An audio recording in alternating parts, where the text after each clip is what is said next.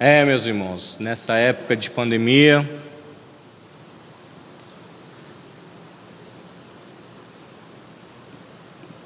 muito complicado, às vezes, né? Nosso relacionamento familiar, por uns o afastamento e por outros a convivência 24 horas dentro de casa. Mas a família, a convite de Jesus, é exatamente isso. Talvez esses acontecimentos tenham sido para nós refletirmos também a respeito desse assunto. Nossos laços familiares, o quanto estamos sendo maridos, esposas, filhos, pais. Sempre sabemos que há males que vêm para bem. E sabemos também da importância dessa pandemia, né, dessa situação, tirando o proveito para a nossa experiência pessoal. Muito triste, claro, famílias, né, que perderam entes queridos. Nós sentimos comovidos, às vezes por negligência nos sentimos revoltados, mas é assim que funciona. Nós não estamos no comando do mundo. O que podemos comandar somos nossas vidas, nossa vida, que já é muito difícil. Então, com muito carinho, trouxe aqui uma reflexão para nós juntos, né, pensarmos um pouco a respeito. Sei que os irmãos já ouviram falar muito a respeito de laços familiares, mas confesso a todos também que a mim fez muita diferença essa época. Principalmente quem tem criança em casa, né, sabe do que eu estou falando. Do Livro dos Espíritos, né, a reflexão é do livro 3º das Leis Morais, capítulo 7, Lei de Sociedade, Laços de Família, questão 775, no qual Kardec pergunta aos espíritos: qual seria para a sociedade o resultado do relaxamento dos laços de família? E os espíritos respondem: uma recrudescência do egoísmo. Vejam bem. Relaxamento dos laços de família. Recrudescência seria a recaída. Porque o que combatemos mais em nossas vidas, ou que deveríamos mais combater em nossas vidas, é o nosso egoísmo.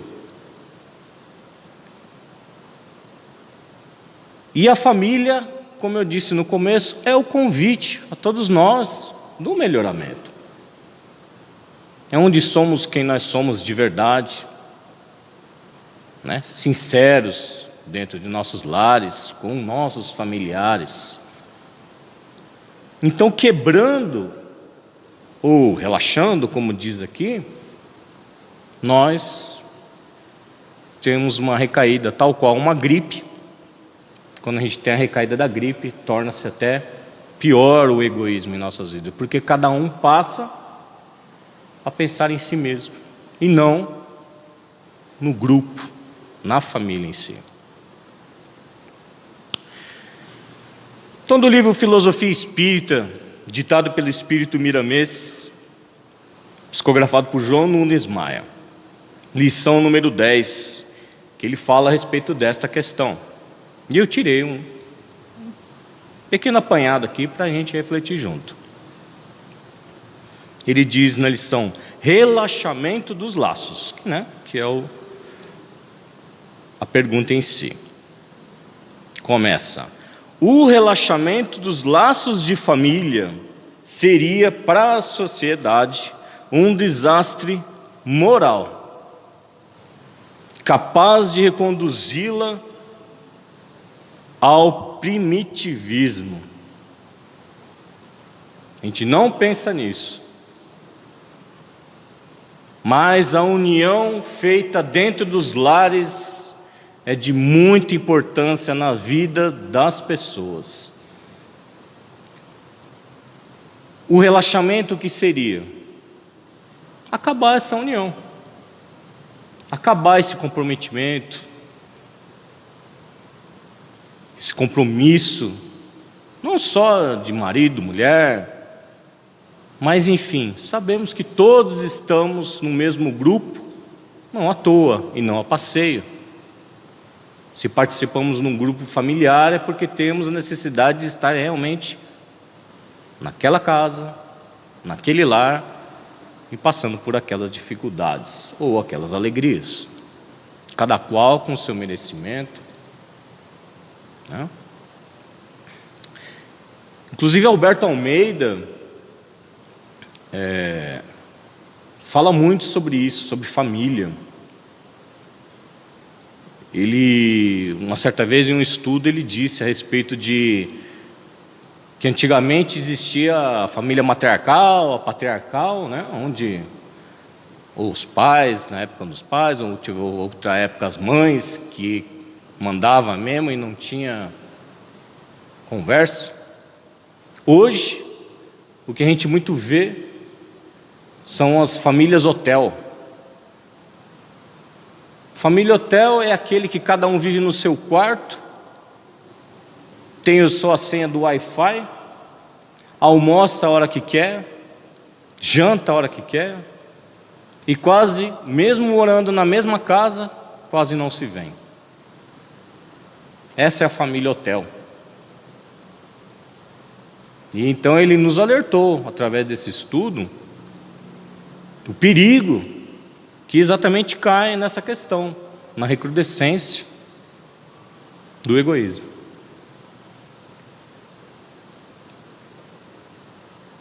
Aqui, Miramês exemplifica, quando nós desfazemos a família, é como o que aconteceria ao corpo humano se nós desfizéssemos os órgãos que o compõem. Certamente morreria. Assim, se existir,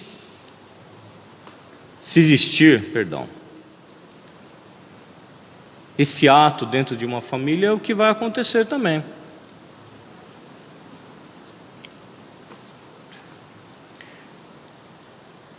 De certo, membros às vezes não se identificam, né?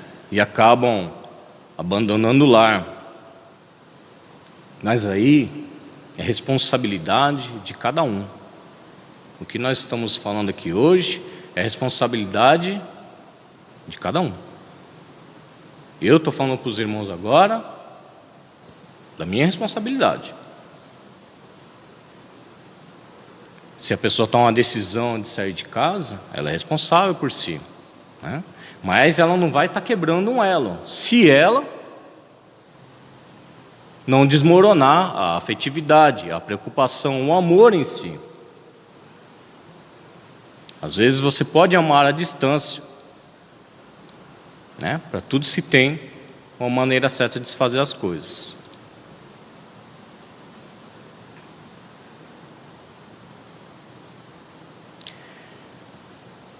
Qual é o convite da família? Outro, a avançar espiritualmente, que eu acredito, é a meta de todos nós. Avançar. Necessário se faz que que tenhamos novos métodos de vida.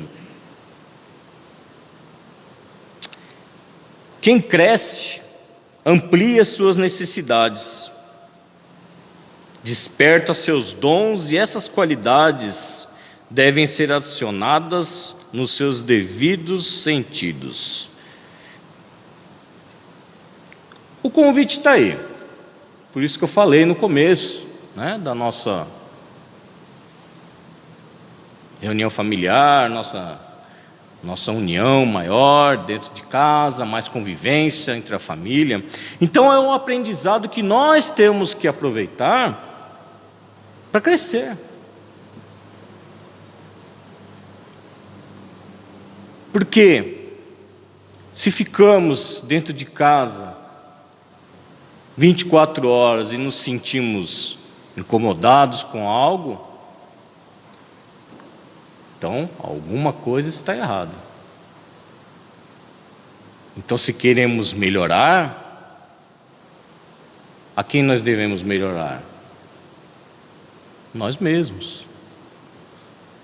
Nos atualizar para os tempos modernos, os tempos de hoje.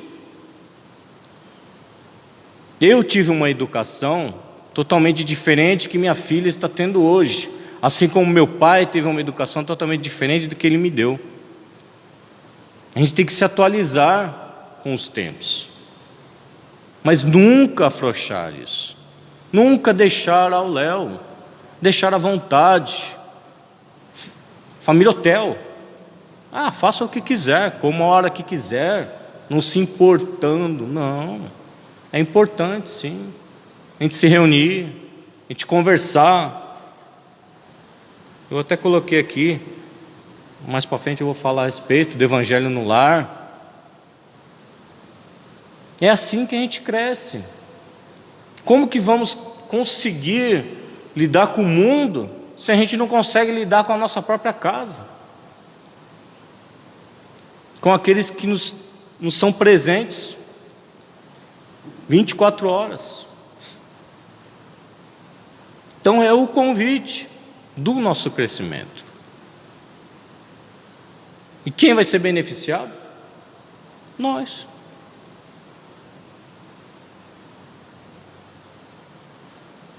No caminho não encontramos suavidade.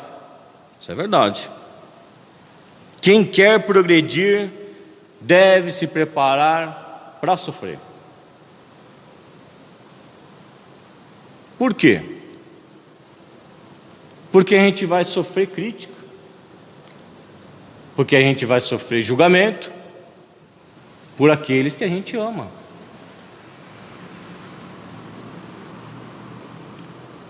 Mas não é interessante isso?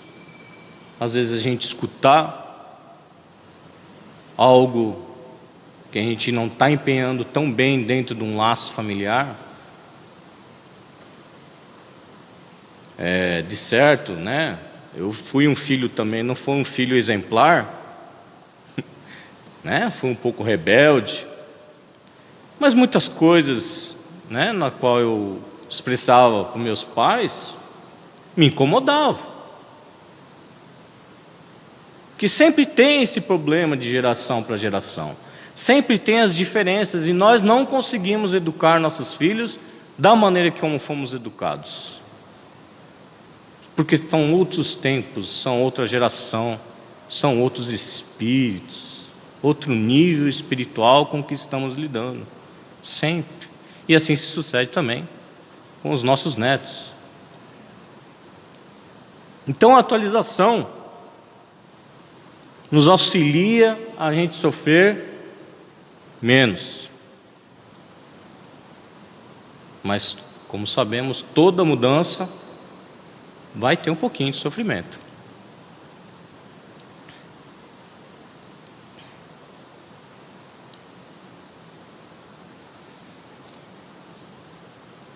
Aqui ele alerta: quem se apega somente em combater o erro alheio, nada apresenta em favor dos que padecem, dos que erram.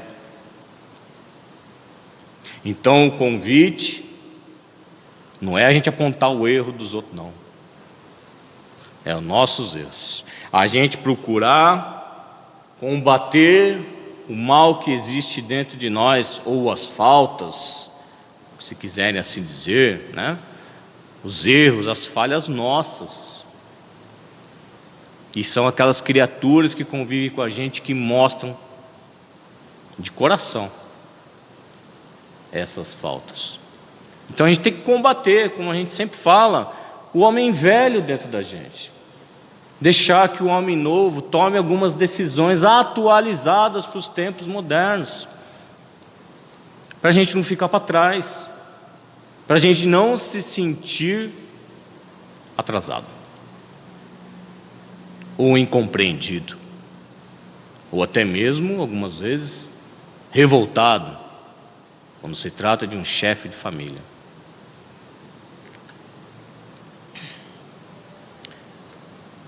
Mas a família, isso aprendi, eu não sei se hoje existe ainda, na escola, educação moral e cívica. Primeiro dia de aula, o que é família? É a base, é o alicerce da sociedade. E olha quanto agradeço essa professora de educação moral e cívica, viu? Família é o alicerce da sociedade. Nela se assenta a base da harmonia dos povos. Porque se não tem harmonia dentro de casa, como que você vai ter harmonia fora dela?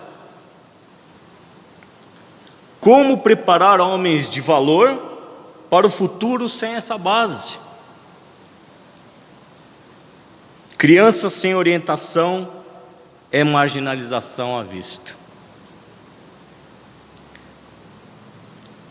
Então, como eu falei, né? Dá importância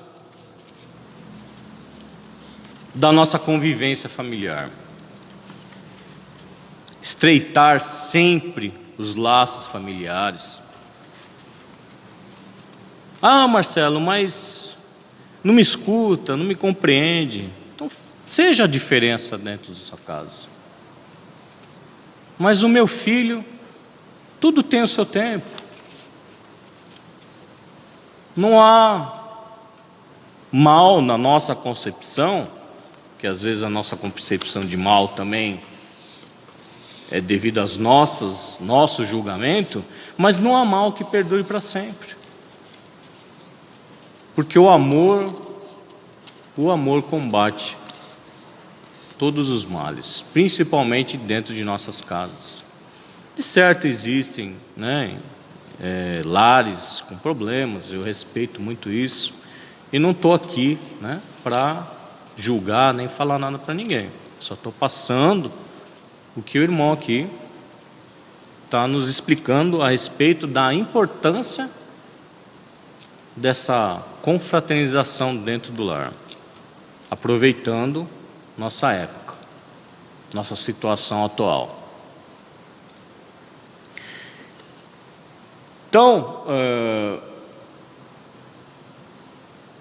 o lar é um lugar tão sagrado, que tem aqui uma citação no Evangelho de Lucas, capítulo 24, onde ele narra os dois irmãos, após 3 dias da morte do Cristo, os 3 irmãos que estavam retornando de Jerusalém para a sua terra, Emaús. E nisso o Cristo já havia aparecido para Maria Madalena. E todos estavam em burburinho, né? Conversando, mas como que pode? Mas será que foi? Será que não foi? E esses dois que, embora não tenham conhecido Cristo, eles eram discípulos de Jesus, conheceram pelo coração, pelos ensinamentos. Estavam indignados no caminho de volta para casa. E nisso Jesus encontrou-os e começou a caminhar junto com eles, perguntando: por que vocês estão bravos? O que foi? Né? Isso, aconteceu isso, aconteceu aquilo. Tá. Ué, mas vocês estão tristes porque ele não falou que ele ia retornar?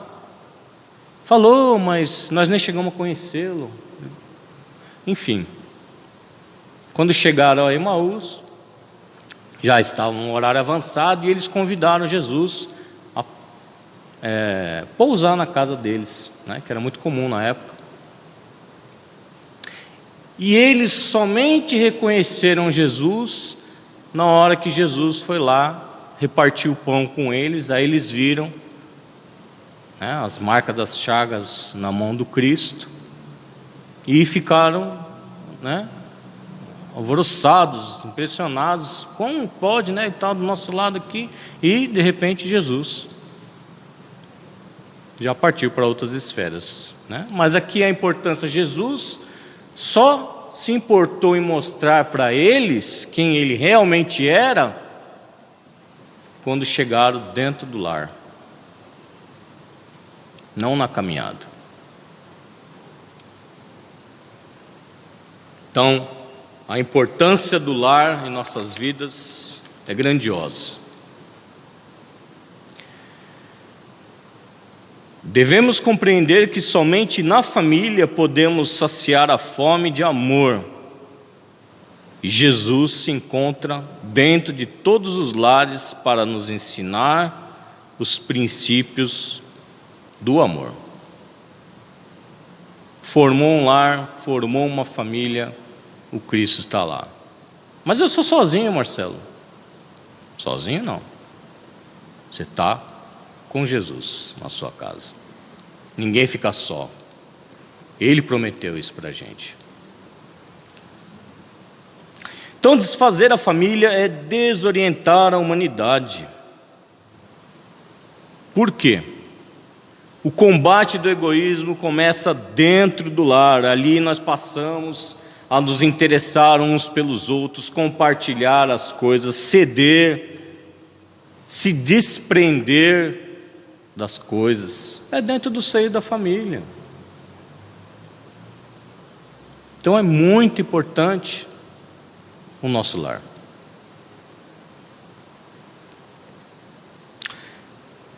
Todos precisam de todos para se completarem rumo à felicidade. Se queremos ser felizes, trabalhemos para a felicidade dos que viajam conosco no grande caminho da vida. Então a felicidade não é a gente resolver os nossos problemas.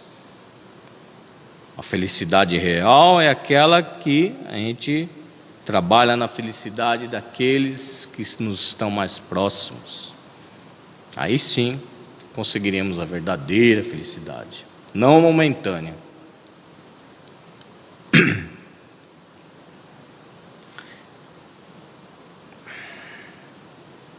Para finalizar aqui, que Deus nos abençoe ao entendimento das suas leis, que está em toda parte, pena não percebermos, e pode nos libertar de nós mesmos, porque o egoísmo ainda se faz presente em nossos corações, e é o mal que a gente tem que combater em nós mesmos. Assim, nos aproximaremos mais do nosso querido irmão maior, que é o Jesus Cristo. Então, a reflexão para a gente, talvez se serve de consolo nessa época, é a oportunidade da convivência, de enxergar melhor aqueles que participam com a gente todos os dias. Às vezes nem são consanguíneos, mas o importante é a gente lembrar da instituição chamada família. Aquele sentimento de mantê-los sempre seguindo embaixo de nossas asas. Filho a gente cria para o mundo. O importante é a gente dar-lhes a eles a base, né, a base certa para onde eles tenham de pisar. Podem desempenhá-la assim o ignorante como o sábio. E um ponto importante, o Espiritismo facilita esse desempenho, dando a conhecer a causa das imperfeições da alma humana. Aquele filho problemático, o Espiritismo explica. Basta a gente estudar um pouquinho. Tem vários estudos que falam a respeito. Então nada é por acaso. Mas o amor resolve. Pode levar anos, pode levar até uma encarnação, mas resolve. Se já que sabemos hoje das condições reencarnatórias de cada criatura, e geralmente reencarnamos, lógico, dentro do seio familiar, que é para realmente nós resgatarmos essas diferenças de vidas pretéritas.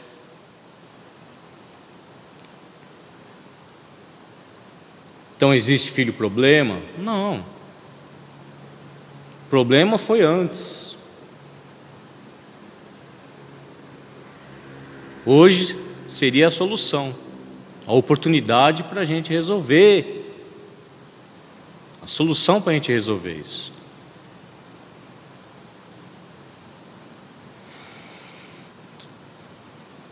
Quando os pais hão feito tudo o que devem pelo adiantamento moral de seus filhos, e se não alcançam êxito, não têm de se culpar a si mesmos, e podem conservar tranquila a consciência.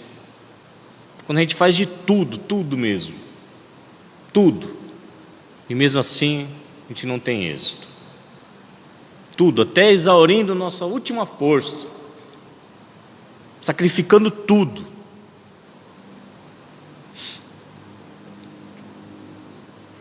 Deus não dá prova superior às forças, né? Deus não dá prova superior às forças daquele que a pede, porque a gente pede para reencarnar, para ter um filho, ou 2, ou 3, nós pedimos. Então Deus não dá um fardo mais pesado do que a gente possa carregar. Se quer que se pode chamar um filho de fardo, né? Mas, se tal não se sucede, não é que falte possibilidade, talvez falte vontade de alguma parte. Estamos falando de filho, pode ser que aquela criatura que combinou com a gente, reencarnar junto, resgatar os problemas, e de repente ela resolve mudar de ideia, falta a vontade, a gente tem que respeitar também, né?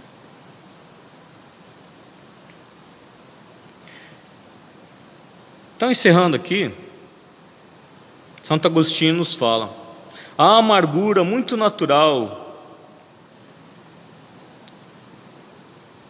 que então lhes advém da improdutividade dos seus esforços, Deus reserva grande e imensa consolação, na certeza de que se trata apenas de um retardamento, que concedidos lhe será concluir noutra existência. As provas rudes, ouve-me bem, são quase sempre indícios de um fim de sofrimento e de um aperfeiçoamento do espírito, quando aceitas com o pensamento em Deus, sem revolta.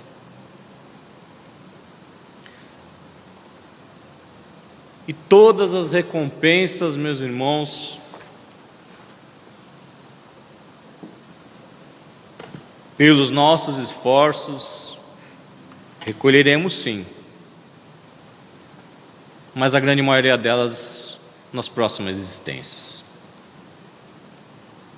Aqui ainda é o aprendizado, as nossas provas, nossas expiações, mas a certeza de estarmos fazendo certo, o correto, o amor, Deus nos recompensa no futuro. Então não desperdicemos uma encarnação. Façamos hoje, não deixemos para próximo. É muito importante os laços de família, essa convivência, essa harmonia, essas desavenças também. Tudo é aprendizado. E se nós queremos nos melhorar, resignação, paciência, perseverança e muito amor. Muito amor. Assim, o Mestre nos ensinou sempre. Fazemos com amor. Aquele que o mundo foi marcado antes e depois da sua vinda. Aquele que mais ensinou no planeta sem escrever uma única palavra num pedaço de papel. É Jesus falando. Que Ele nos abençoe e possamos sempre contar com a sua presença divina em nossas vidas. Então, agradecendo a Ele novamente as oportunidades do estudo. Muito obrigado, Senhor, pelos teus exemplos. Na confiança e na certeza que um dia também alcançaremos a tua luz, que possamos sempre nos sentir impulsionados a sermos ferramentas do teu amor aqui no planeta. Apoia-nos, Mestre querido, dá-nos a inspiração, porque os teus ensinamentos sabemos que temos dentro de nossos corações. Muito obrigado pela tua misericórdia divina, que nos oportuniza sempre novas chances de progresso, de melhoria. Enfim, Senhor, só temos ali a agradecer e rogar sempre as tuas bênçãos e proteção a todos nós e principalmente as nossas famílias. Muito obrigado, Mestre, muito obrigado, os irmãos benfeitores, que nos permitirmos estar presentes aqui hoje, reunidos em nome de Jesus. Muito obrigado hoje e sempre, que assim seja.